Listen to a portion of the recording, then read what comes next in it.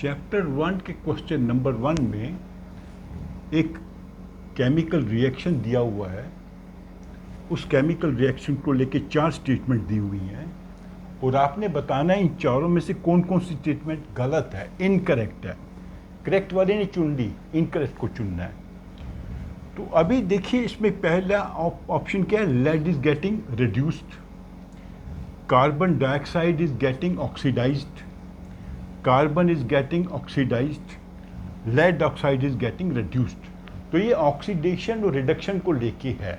तो आपको समझना चाहिए ऑक्सीडेशन का मतलब क्या होता है, जब भी कोई एलिमेंट ऑक्सीजन को गेन करेगा या हाइड्रोजन को लूज करेगा तो हम कहेंगे ऑक्सीडेशन हुआ है। लेकिन अगर वो ऑक्सीजन लूज करता है या हाइड्रोजन गेन करता है तो हम कहेंगे रिड्यूस हुआ है। तो ये चीज़ आपने अच्छे से समझनी है। इसमें हाइड्रोजन नहीं है तो हमने ऑक्सीजन पे फोकस करना है। कार्बन ऑक्सीजन गेन करके बन रही है carbon dioxide, lead oxide oxygen को लूज कर रहा है। ओके, इसको आप ध्यान में रखिए। पहली स्टेटमेंट क्या है, lead is getting reduced. Lead is not getting reduced, गलत है। लेड ऑक्साइड, इसमें से ऑक्सीजन जा रही है,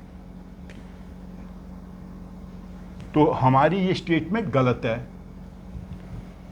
because lead is not getting reduced, lead oxide is getting reduced, ये वाली स्टेटमेंट सही है।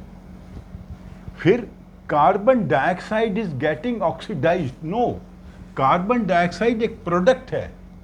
वो प्रोडक्ट कैसे बना, जब कार्बन के साथ ये ऑक्सीजन कंबाइन करी तो कार्बन जो है वो ऑक्सीडाइज हो रही है।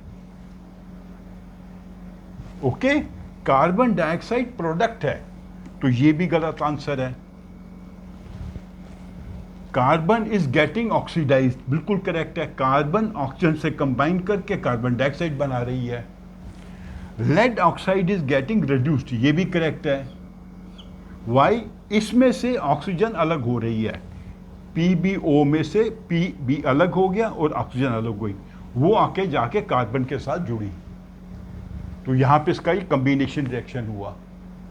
तो आपने ये ध्यान रखना है इस इक्वेशन में, जो एलिमेंट ऑक्सीजन गेन करेगा वो ऑक्सीडाइज होगा और जो मॉलिक्यूल ऑक्सीजन लूज करेगा वो रिड्यूस होगा। तो इसमें ये मॉलिक्यूल रिड्यूस हो रहा है और ये ऑक्सीडाइज हो रहा है।